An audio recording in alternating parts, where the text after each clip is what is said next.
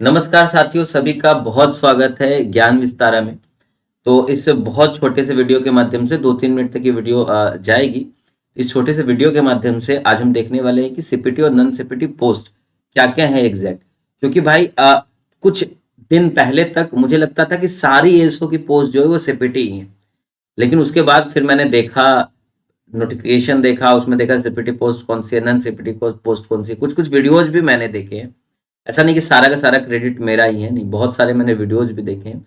उसके बाद एक पूरी लिस्ट निकल के आई है कि हाँ, ये सीपीटी पोस्ट कौन सी है, नॉन सीपीटी पोस्ट कौन सी है और डीएसटी पोस्ट कौन सी है। साथ में मैं कंप्यूटर के कट ऑफ्स के बारे में भी बताऊंगा और क्या कट ऑफ सच में इंक्रीज हो डिक्रीज होंगे सीपीटी के, इस पर थोड़ा कुछ सेकंड हम चर्चा कर लेंगे। चलो, तो चलिए इस वीडियो की हम शुरुआत करते हैं, हम आगे बढ़ते हैं। तो भाई देखिए, ये सीपीटी पोस्ट है। अब जब आइएगा तो एएसओ इन सीएसएस सबसे फेमस पोस्ट, सबसे ज्यादा पसंदीदा पोस्ट ये सीपीटी पोस्ट है। ASO in MEA CPT post है। ASO in air force headquarter CPT post है। जीएसटी इंस्पेक्टर सीपीटी पोस्ट है। ठीक है, preventive officer CPT, examiner CPT post है। Assistant in IMD, Indian metrological department, ठीक है, ये भी सीपीटी पोस्ट है। मिनिस्ट्री ऑफ माइंस में असिस्टेंट, ट्राई में असिस्टेंट, सीआईसी में assistant, UDC national fire service college में ये भी सीपीटी पोस्ट है ना। आपकी ये जो पीएएसए कहीं यहाँ नहीं लिखा है ना पीएएसए, क्योंकि इस बार वैकेंसी नहीं है, तो पीएएसए भी आपकी सीपीटी पोस्ट है। ठीक है, फिर एग्जीक्यूटिव असिस्टेंट इन सीबीआईसी, जो आप एग्जीक्यूटिव असिस्टेंट की पोस्ट देख रहे हो ना सीबीआईसी में, इसके जस्ट इक्विवेलेंट एक पोस्ट आई है ऑफिस सुपरिटेंडेंट की। ओएस की जो पोस्ट है ना, ये सीबीडीसी में। अब ये मतलब तो समझते होगा ना कि CBDC central board of direct taxes, मतलब इनकम टैक्स डिपार्टमेंट की बात हो रही है। तो इसमें जो ऑफिस सुपरिटेंडेंट है ये इस साल पद आई है। इसके पहले जब सीबीआईसी की मैं बात करूं, central board of indirect taxes and customs, ठीक है, जिसको हम जनरल पहले एक्साइज बोलते थे, अब जीएसटी बोलते हैं। ठीक है, इसमें एग्जीक्यूटिव असिस्टेंट और ओएस ये बिल्कुल इक्विवेलेंट पोस्ट है ना। तो ये सीपीटी की पोस्ट है। अगर सीपीटी के एरर परसेंटेज की हम बात करें तो अगर आपका एरर 5% से कम है यूआर के लिए, टाइपिंग एरर की बात कर रहे हैं, OBS, OBC, EWS, ESM, SC ST के लिए 7%, अदर के लिए 10%। अडल में आपके पीडब्ल्यूडी आ जाएंगे, अदर में आपके हो सकता है और क्या आ सकते हैं, हाँ वही पीडब्ल्यूडी आ सकते हैं और क्या। सीपीटी पोस्ट में कंप्यूटर की कट ऑफ क्या है भाई, यूआर की 27, ईडब्ल्यूएस की 24 और एससी एसटी की 21।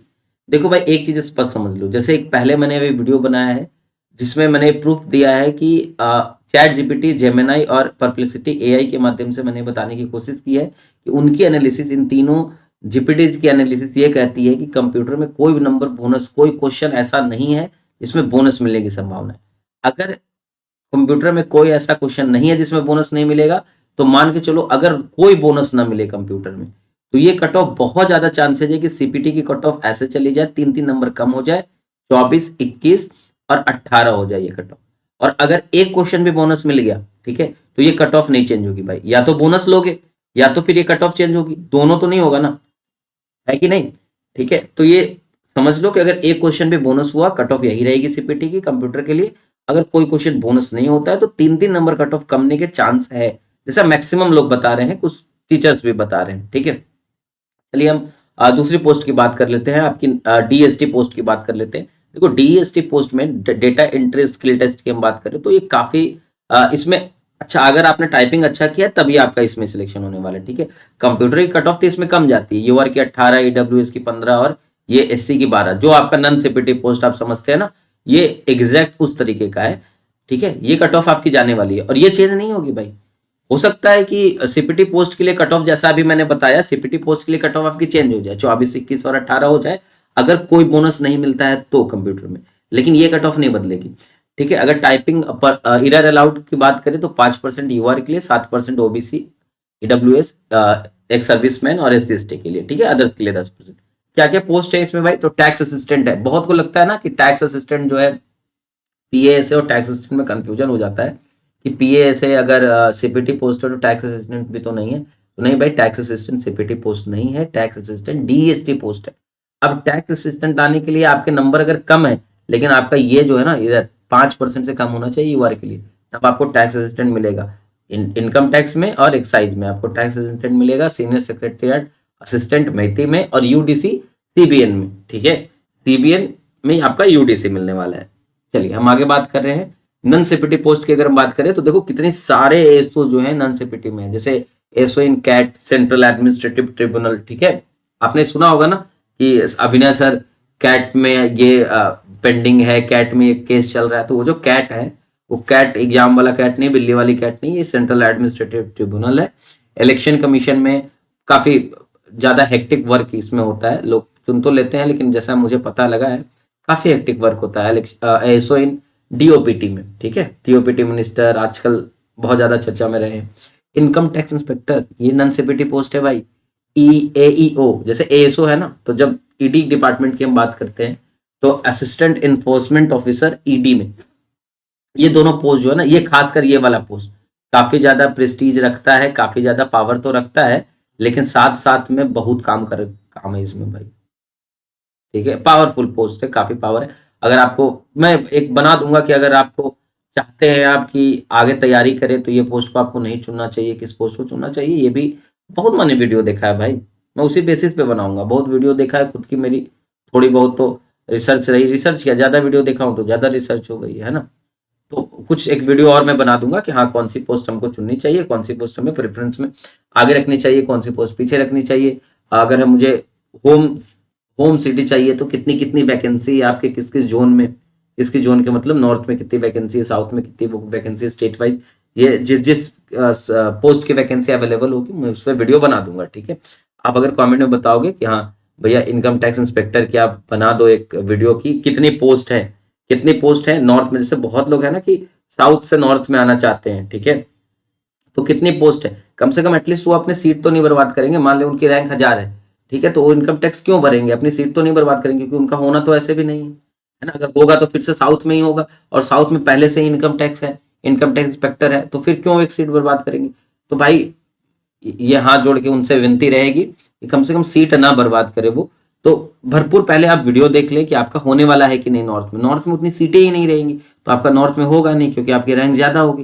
तो अगर आप पहले से इंस्पेक्टर हैं, चाहे तो इनकम टैक्स में इंस्पेक्टर हैं या एक्साइज में इंस्पेक्टर हैं, जीएसटी में, आई एम सॉरी, तो वापस से आप आके सीट ना बर्बाद करें किसी का, ठीक है। चलिए देखो एएसओ इन आईबी की हम बात कर ले, नन से पिटी है, ASO in methi, ASO in railway, inspector of post की बात करें, पोस्ट ऑफिस में भी इंस्पेक्टर होता है, सब इंस्पेक्टर इन सीबीआई, काफी हेक्टिक काम है इसमें भी, सीजीआई अकाउंटेंट और सीजीडीआई अकाउंटेंट, ठीक है। सीजीडीआई अकाउंटेंट काफी अच्छी पोस्ट मानी जाती है, डिफेंस से रिलेटेड है। इसमें आपको डिफेंस के जो कार्ड होती है, कैंटीन कार्ड, वो भी मिलता है। ऑडिटर्स अलग अलग डिपार्टमेंट में, फिर ऑफिस सुपरिटेंडेंट, ये काफी इस बार काफी ज्यादा अच्छी पोस्ट होने वाली है ऑफिस सुपरिटेंडेंट। तो ये भी नन सीपीटी पोस्ट है। आपने देखा इतने सारे पोस्ट जो है ये नन सीपीटी है, ठीक है। अच्छा, नन सीपीटी में अगर परसेंटेज इरर की बात करें तो 20% परसेंट इरर अलाउड होता है, 25% ईडब्ल्यूएस और ओबीसी के लिए, एससी एसटी के लिए 30% अलाउड होता है। मुझे लगता है यार इसमें तो कोई फेल नहीं करेगा भाई, कोई नहीं, पॉसिबल ही नहीं है कि आप 20% से ज्यादा इरर कर दो। मतलब अगर 20% से ज्यादा इरर कर रहे हो तो I am sorry my friend, आप सिर्फ सीजीएल के लिए तो नहीं बने हो, नहीं तो फिर आपने टाइपिंग कभी की ही नहीं होगी, तब आप 20% से ज्यादा इरर लाओ। 20% का मतलब समझ में आता है कि अगर 2000 की डिप्रेशन है तो 20% जोड़ लो इसका, 4000 कैरेक्टर जो है आपको परमिशन मिला है 4000 कैरेक्टर इरर करने का, 400, I am sorry 400 character error करने का।